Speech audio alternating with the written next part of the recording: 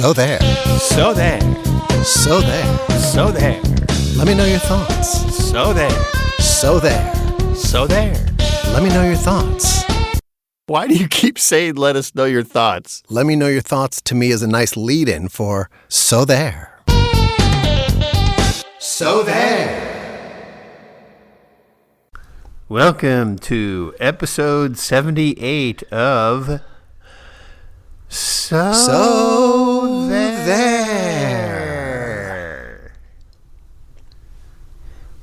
Does our So There keep getting longer and longer? I feel like it does. We've got to fill the time somehow. I do. I think it's like 13 or 14 seconds now. I don't.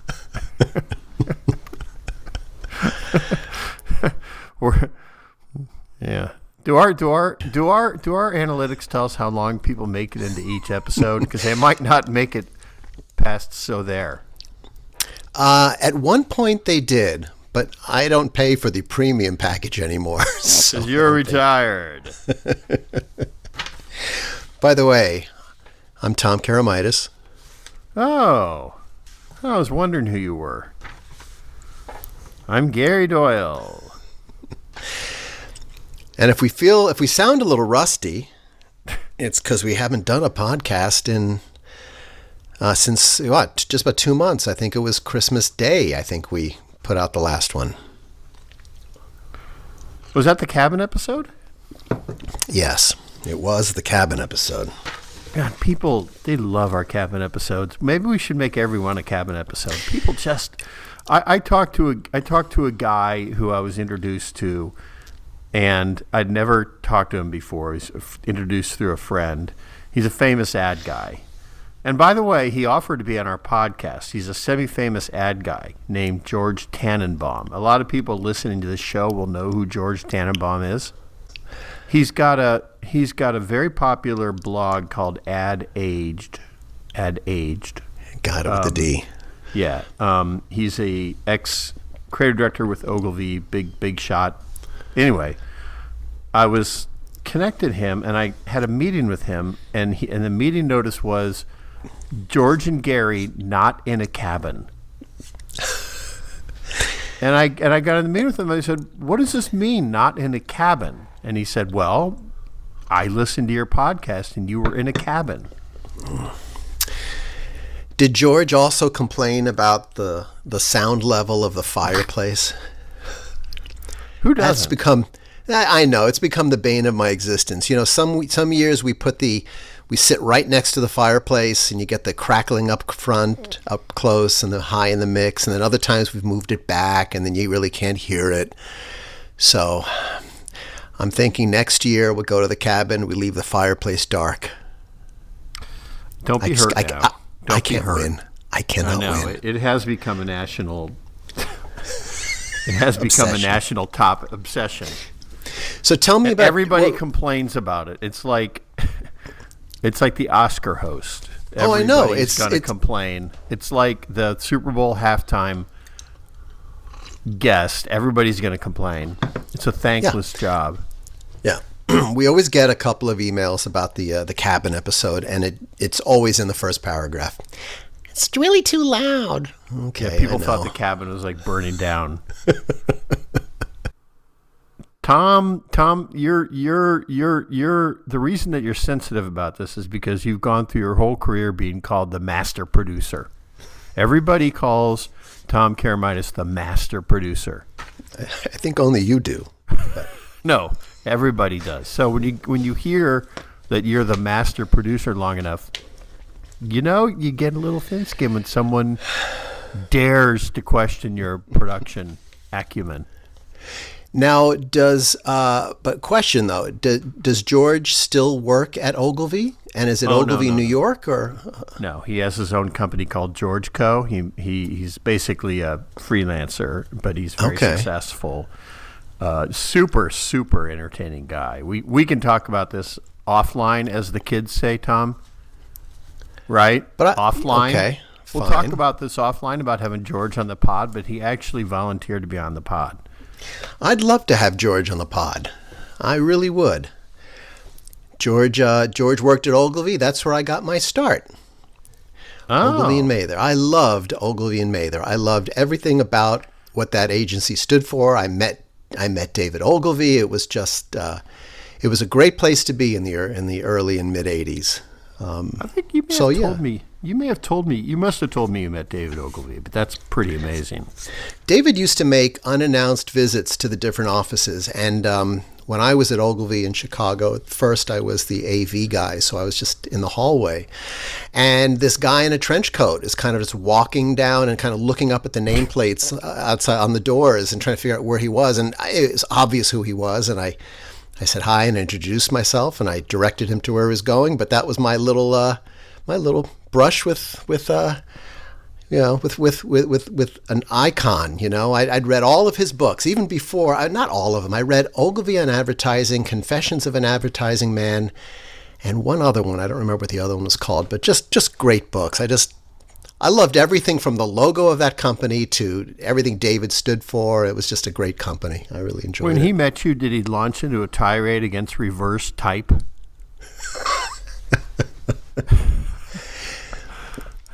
You know what I'm talking about? He hated type. He hated reverse type that was white reversed out of black. He hated it.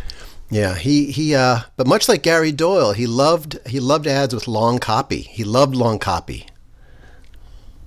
How do you know I love ads with long copy? You're a wordsmith.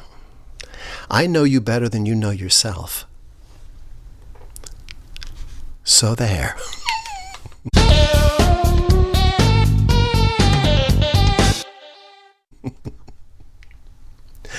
I threw in a little so there. We're so out of sync right now. It's kind of like spring training, I don't know how to hit a baseball all of a sudden. America delights when I write long copy ads, Tom. When I write a long copy ad, America goes, "Oh my gosh, Gary Doyle has written a long copy ad. Let me sit down and read it." You can get lost in really well-written long copy. It's just great. I mean, and Gary Doyle, as I've mentioned to you 100 times, is one of the few writers I ever worked with who you can't really tell who wrote it, because Gary Doyle could write so many different styles of ads. And some of the writers that I've worked with over the years, you see the script, you know who wrote it right away, but I could never do that with Gary Doyle. A bit of an ad chameleon to me. Are you listening, prospective employers? Listen up. I don't think they could afford you anymore. Oh, my price may have gone down. Listen up. Gary Doyle, always on the lookout for new gig, always on the lookout for freelance, for select freelance opportunities. Right? Right? Anyway, what's new, Tom? Well, you mentioned the Super Bowl, and we've always done a Super Bowl episode. I did not watch the game that closely this year. I don't know if you did. Oh yeah. So maybe you have some observations on any of the commercials. I really don't. Well, I don't have anything I never have any interesting observations, but I don't have any interesting observations about the Super Bowl ads. As longtime listeners to this show know, I think they understand that we both believe the Super Bowl ads are almost always terrible every year. And But that wasn't always the case. Don't you feel like that's been the case the last 5 years or so? I'd say longer than 5 years. Huh. But they're always terrible. It's always, and you're right. They used to be better, and I don't think that's like an old person saying, "Oh, everything was better." I think they really were, for a variety of reasons. There's always most of them are terrible, and there's always a few decent ones, and maybe one or two great ones. I mean, we've talked about the reasons why. There's you sense advertisers' pressure to, oh my God, everyone's watching. We have to pull out all the stops and make the biggest production, the biggest joke, the biggest laugh, and you can just feel the pressure, right? Yeah. From that. And so, it was true this year too. It's true every year. I've said this before, but I usually watch the Super Bowl with friends or relatives or what have you, a gathering, and I did that this year. And almost every year, they're all looking forward to the commercials, right? And the kickoff, they go to the first commercial break after the kickoff, right? And it's invariably it's terrible. And then the next ad's terrible, and the next ad's terrible, and I always turn to them and say, I'm sorry. I apologize on behalf of the advertising industry. They're not my ads. I mean, I've had ads in the Super Bowl, but, they're usually not my ads, but I still feel compelled to apologize. I'm sorry. The one year when you actually care. All right. I'm going to ask you a question, though, about that. And this may, if I inadvertently hit a nerve, I apologize. But my question is, do you sometimes watch the commercials and kind of secretly hope they're bad because you don't want to be in a position where you see a commercial and you say to yourself, oh my God, I could never have written that? I mean, it's easier, right? It's easier to dismiss something and, oh, that was terrible. And then you kind of, okay, see, I'm glad I didn't do a commercial in the Super Bowl. But if you see something that truly blows you away, I mean, I know I would. I kind of enjoy the fact that for the last few years, the commercials have not been very good. And, I don't know. Maybe I'm just, maybe that's just how I might react to it. But I don't know if that's ever entered Gary Doyle's thoughts. No. And mostly because I don't look at too many commercials and think I could not have done that. Because I'm very talented, Tom. So that's part of it, but no, I don't really feel that way. I mostly feel anxiety that they're not good, and like I said, I have to apologize on behalf of my industry to my guests. So I have anxiety from that. When I feel bad, so I'll tell you when I feel bad about other people doing good work is if we pitch an account and we lose it, or we don't win the pitch, or, we lost to hold on to account, whatever, and the new agency does better work than what we did. Mm-hmm. That's when I feel bad. You know what I mean? I'm like, ugh. When you lose an account or you lose a pitch, there's two things that can happen. Either the work's going to be really terrible that the new agency does, and then you're like, well, that's kind of a relief, or if it's really good, you're like, I guess we should have done better with that, Yeah, yes. I know what you're talking about. I also feel like there must have been a time, and you're right, it probably was 10 years or so ago, when all of a sudden the Super Bowl became also about the advertising, because now you see it all over the place leading up to the Super Bowl, great ads in Super Bowl history, little shows they'll put on and stuff. So somewhere, I don't know, maybe it was in the early 2000s, that's when the world at large discovered that advertising was something they could actually enjoy rather than change the channel, Right. And it became a celebration of this industry. But yeah, to your point, between the last 5 and 10 years, it just, first of all, I feel like there's just so many movie trailers. I feel like a third of the commercials are just, the studios with a trailer. Right. And you're right. A lot of them are just, let's see how much money we can throw at a 60-second concept, just a cacophony of car crashes and celebrity sightings and wackiness, there's that genre. But there was one commercial that I remember, and it was one of those commercials that I didn't appreciate it as much on first screening, but upon latter airings, I really started to like it. It was the William Shatner Raisin Bran thing. Will Shat. I don't know if have you seen this? Yes, of course. But there's lots of double entendres about feces that just kind of made me laugh. Even the dog is a Shih Tzu. I mean, it was. Oh, yeah, just in case America didn't get the joke. Yes, like me. Just in case somehow No, I think you got the joke. Just in case there's anybody out there that didn't quite get we're making a poop joke, we have to talk about the Shih Tzu. I'm sorry. I liked that. I thought that was funny. And Will Shat, I think that was funny. Shat. I don't know what to say. All right, you apparently didn't like that commercial. That's fine. Well, fine. My friend, you remember Avery Gross and Brian Chambita? Yes, I worked with Brian quite a bit. Yeah, so Brian, if you guys are listening, I'm sure you are, but Brian Gross and Avery Gross and Brian Chambita are creative directors at Leo Burnett, and they made a very witty commercial for All Brand that was a poop joke. Do you remember that? It was all visual puns and things happened that kind of. Do you know what I'm talking about? No, I don't remember. Okay, so that was an ad about pooping because All Brand helps you poop, but It had wit to it, and it was clever. You know, I guess I prefer a little wit and cleverness over. Let's make a joke about Shih Tzus, man. That's fine. I still laughed. I thought, first of all, I don't know how much William Shatner seems to be very well preserved for a guy who's got to be 95. Oh, he's 95. Are you serious? I think so. He's insanely old. God. Hey Siri, how old is William Shatner? William Shatner is 94 years old. Yeah. Wow, you have a British. You're so continental. Australian.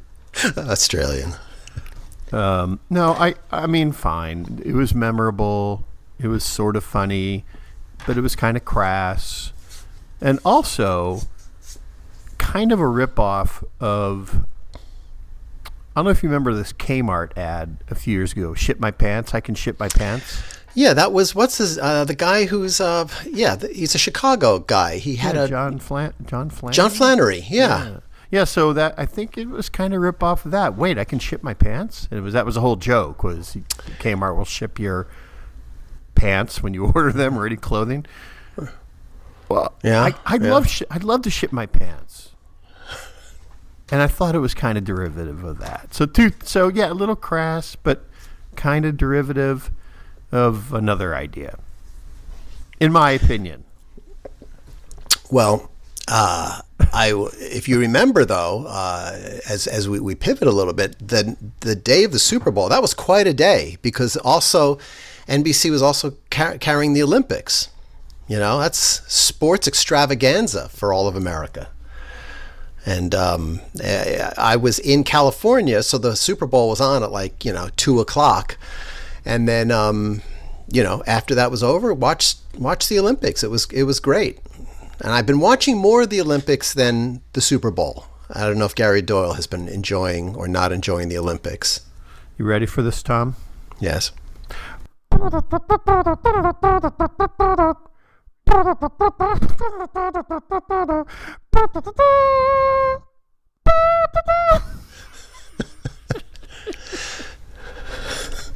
We call that mouth trumpet. We did a whole episode of our podcast about mouth trumpet. I've been enjoying the Olympics.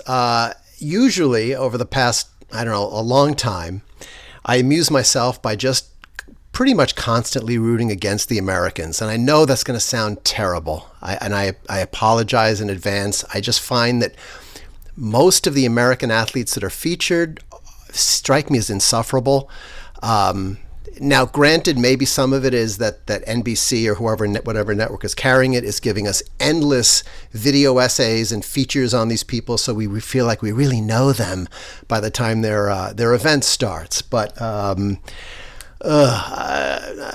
think for me it started in the 1980s when the American athletes were the ones that were always primping and posing and more than all the other athletes. So I just started to dislike them and root against them. But I found myself really rooting against, what's his name? Ilya Malinin, the skater. The quad god. The quad god for and I was not heartbroken to see he struggled during his final event fallen a few times. I think it's like any other sport where sometimes you root for or against athletes depending on how you perceive their personality to be. So I know what you mean. Did you notice nobody's talking about the quad god? I'm sure you noticed this. Nobody talks about how pretentious it is that in his music that he skates to, it's his own voice. I know. And it's his own voice in a very serious. And he's reading like this bad poetry like, emerge to become the person that you desire to accomplish. And it's stuff, and it's some kind of pseudo profundities like that, and it's him. And I want to say maybe that's why he fell. He was distracted by the sound of his own voice. You know what I'm talking about? Yeah. Absolutely. It's like that breathe deep the gathering gloom. Remember that song, Moody Blues? Yeah, it's kind of like that. Like you are one with chaos. Yeah, I remember when he'd come up to skate, they'd put that graphic on the screen, and on the bottom it always showed the music they were and they were going to skate to, and it had his name on the bottom, so and so and so and so featuring, and then his name, and then sure enough, it's this 20-year-old preaching this quasi wisdom to me. Yeah, quasi wisdom. That's a baller maneuver, though. You got it. Oh my gosh! Like I'm just going to put my own. I mean, it's even worse than, like, let's say you did your own music, like you played guitar and that was your music, but it's like it's him reading this bad self-help. Yeah. You know who I love, though? I kind of fell in love with her. Was that skater last night, Elisa Liu? The one with the stripe, weird striped hair thing. Yeah, my sister calls it raccoon hair. She keeps calling her raccoon hair. Yeah. Boy, but she is really likable. I mean, oh my gosh. I thought when I watched her, not just her skating, but just her personality and the way she interviewed, I think she's a star. I mean, she's going to be a star. I don't know what capacity, but she's very charismatic and likable. Totally agree, and I'll give you another reason why. And comparing her to Ilya, the shots they showed of her before her skate, she's kind of backstage, and she just looks totally normal. She looks like she's kind of thinking about what she's going to do and keeping loose.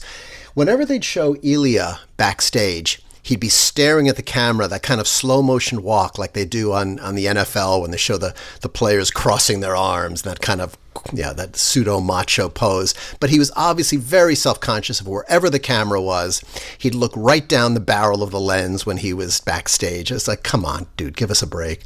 Ilya's looking into a full-length floor mirror, reading his poetry before he skates. He's like practicing, the universe conspires to launch you into greatness.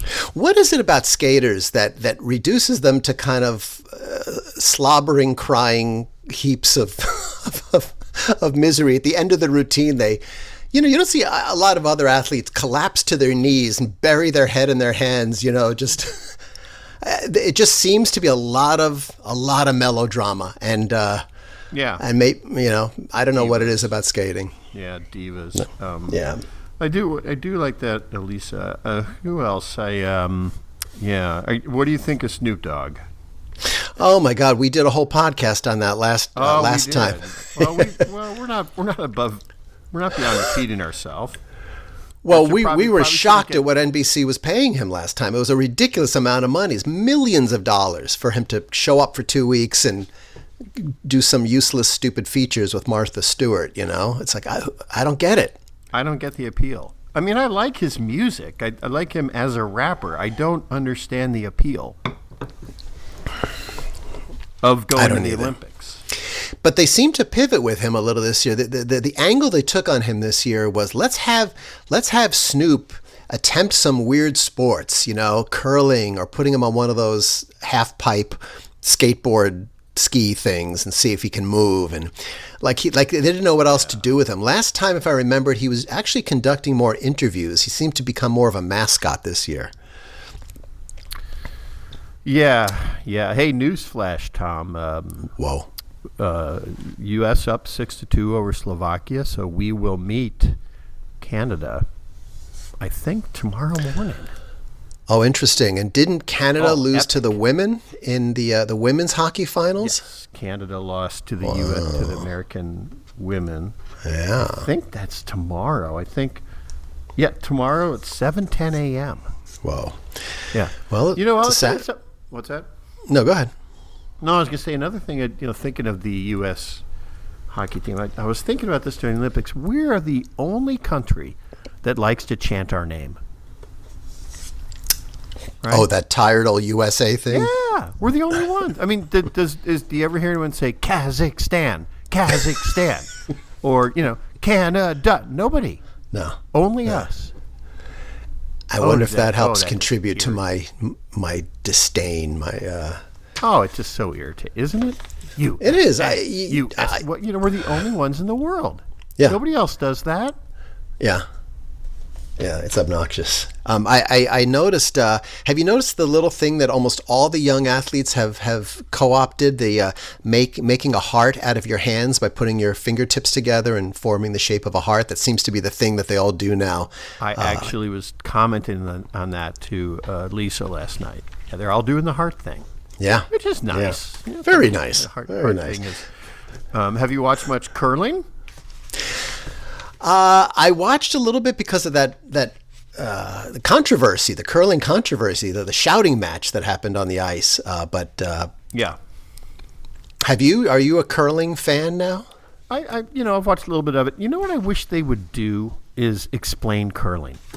Like, I'm Thank sure you. they do somewhere in the broadcast, but every broadcast, I feel like they should say, okay, here's what they're trying to do. They're trying to knock the other guys out of the circle. It's kind of like shuffleboard, only, and the people sweeping in front are doing. I feel like they should do that with every single. So I watch curling, but I really don't quite know what's going on because they don't ever explain it. They assume that it's like football and that everybody understands it. Yeah. Right? Or a Totally. major sport. Well, exactly. I mean, even just the guy who's doing the sweeping, what is the strategy behind that? Do you just sweep like a lunatic, or is there a point when you stop? Is the person who's on his knees shouting instructions to the sweeper? Yeah, I'd like to know a little bit more of the behind the curtain, view of that sport. I think the sweepers are there to guide the puck. Like if they sweep it in front of it, that means it'll go further. Or if they sweep the area off to the left, that means it'll curve a certain way. Do you know what I mean? I think, but they don't explain it. Yeah. So yeah, the Olympics are enjoyable. A little too much figure skating. It's all figure skating and skiing, pretty much. Like 90% of it's figure skating and skiing. Don't you think? Okay, but I will say the Summer Olympics is 90% swimming and track. And to me, swimming and track every event looks exactly the same after a while with swimming and track. What I like about the Winter Olympics is there are more sports where it's possible to wipe out. Where they're dangerous. Yeah. Yeah, tremendous speed, a lot of altitude. But my favorite Winter Olympic sport is one that I have not seen at all on these Olympics, and I've been watching pretty much every night. It's I guess it's called the ski jump. You're going for that maximum distance through the air. I haven't seen that yet. They haven't carried that. Have you seen the snowboard cross where the four people in snowboard race? Oh, that's probably my all-time favorite event in the Olympics. It's nutso. I mean, it's so fun. It is so fun to watch. I like the speed skating thing when it's two people against each other. The thing I wish they would explain is, with those speed skaters, they have to cross each other's path, on the straightaways. And I wondered what would happen if they both arrive at the same spot at the same time. Are they going to collide? Does one person have to defer to the other and let them go in front? Again, to your point, it would be nice to get a little bit of background rather than assuming everybody who's watching it is in the know, Yeah, the other thing I noticed about the Olympics is that these announcers get so excited for anything, whether it's figure skating, they get so excited, and I think it's because people only pay attention every 4 years, and they get wound up because it's like, oh my God, people they care about figure skating. I will remember this Olympics as the drone Olympics. I mean, that footage is incredible. Love the drone. Yeah. Spectacular. Yeah. So you were probably happy Lindsey Vonn wiped out because you hate Americans. It's a delicate balance with me. I don't wish horrific injuries except perhaps for Elia, but no, that was tough. I couldn't. They weren't showing her injury much on TV. I had to kind of hunt for it on YouTube, and then I found it. It didn't really look gruesome considering all the damage she did to herself, but again, probably a byproduct of just the speed. You know, you're going 60, 70 miles an hour. You know, you're going to do some damage. Yeah, and your thoughts on Mike Tirico? Well, at first I was impressed that he got to Milan so quickly because he had covered the Super Bowl, and the next day he was on the Olympic coverage. I've made a lot of bad jokes, and I won't repeat them here in our house about what he's probably doing during commercial breaks. But Tom, can I share what you call Mike Tirico? That's fine. Go ahead. Tom calls Mike Tirico the stentorian rapist because he's got a deep stentorian voice, but he was actually, nobody talks about this anymore, but he was accused of sexual assault and suspended by his network, multiple. Yes, during his ESPN days. Yeah. He was at ESPN, yeah. Yeah. Yeah. The other thing that occurred to me about Mike Tirico on the Olympics is they very easily could have had him not go to Milan. They just built a little set for him. He never seems to leave. I've never seen him outside that little studio set.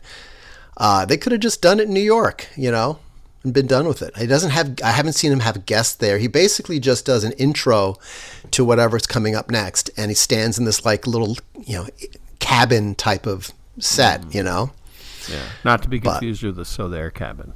No, with the roaring fireplace that's too high in the mix. By the way, Tom, when I meant to ask you this, when you met David Ogilvy, when he walked by your office, did you have outside of your office, did you have your poster that said, "I pray for the sweet release of death"? No, that came later. Tom Karamitis used to have a poster outside his office. It was a very stock image type thing of a family, very happy, smiley family, and the dad was all happy and smiley, and the thought balloon above and said, "I pray for the sweet release of death." Yeah, that was a print ad in Ad Age magazine, and I just really fell in love with it and taped it to my office door years ago. Yeah. So there.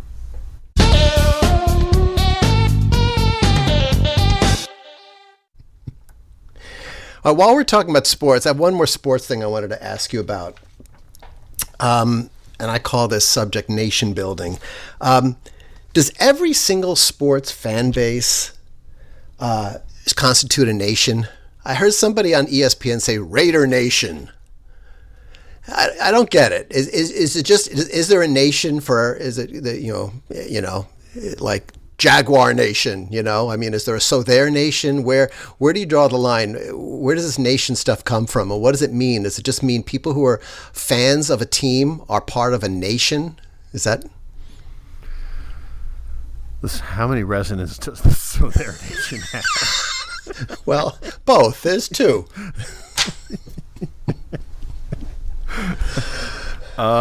Yeah, it's a little overdone, yeah. Right.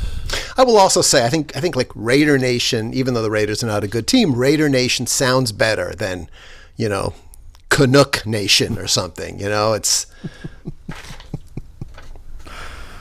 some fan bases don't deserve the nation after them, like Jaguar Nation. Sorry, Buccaneer Nation. There is no Jaguar. Yeah, there is no Jaguar Nation. Hammond Bear Nation. Hey, now there's a hot topic. You hear? Are the Bears? Do you think the Bears are going to move to Indiana? I can't tell what they're doing. I can't tell if it's a ploy or not to get the other entities to pony up. I don't know. I don't get too worked up about it. I don't get too worked up about it. I think it's kind of a bummer, but I would be amazed if they moved to Indiana. I mean, I understood why they were pitting Arlington Heights, Illinois against Chicago, Illinois. I get that, but, Indiana, it's going over the state line. That just feels like, oh my gosh,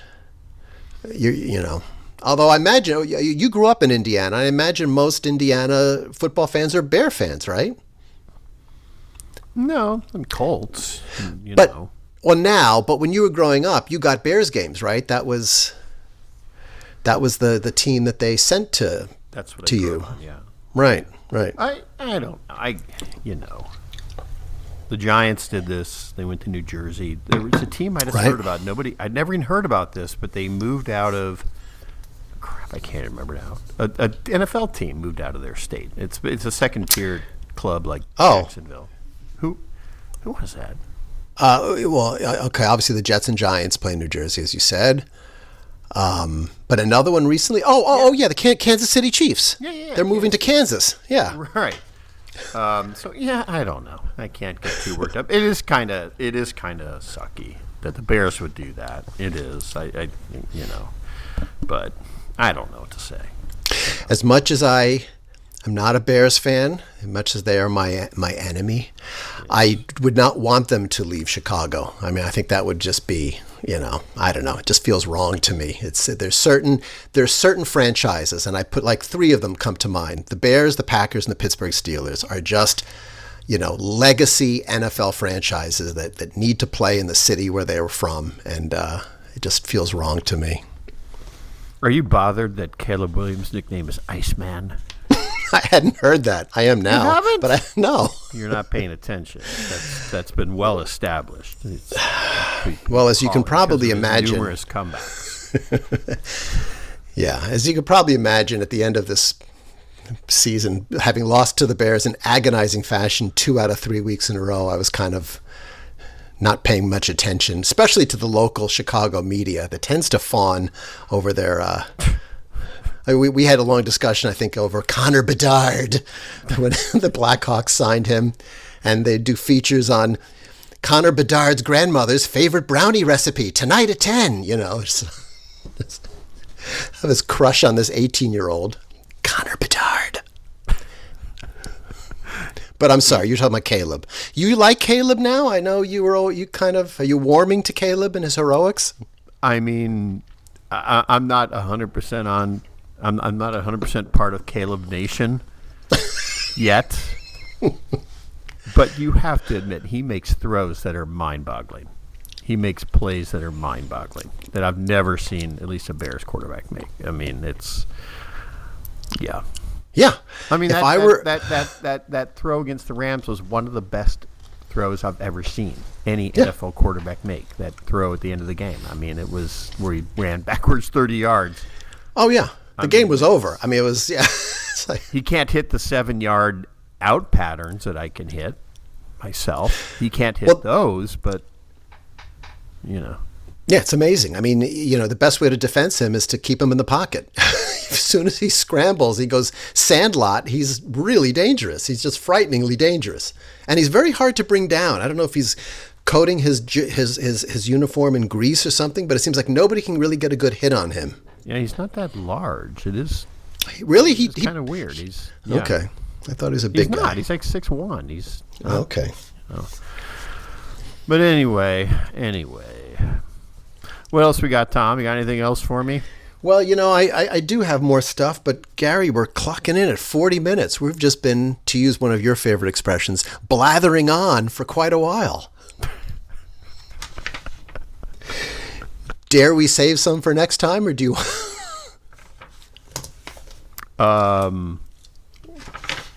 Sure. Or do you want one more? Let me see. No, it's okay. No? Do you think we'll do another podcast before the Academy Awards? You're not much of a movie guy, right? I'm not. But, you don't care that much. I don't care. Yeah. Okay. All I have to look forward to is the sweet release of death. I mean, on that note, I think that's a perfect way to end. All right. Well, for Gary Doyle, this is Tom Karamitis wishing everyone a Happy New Year. And until next time, So, So there.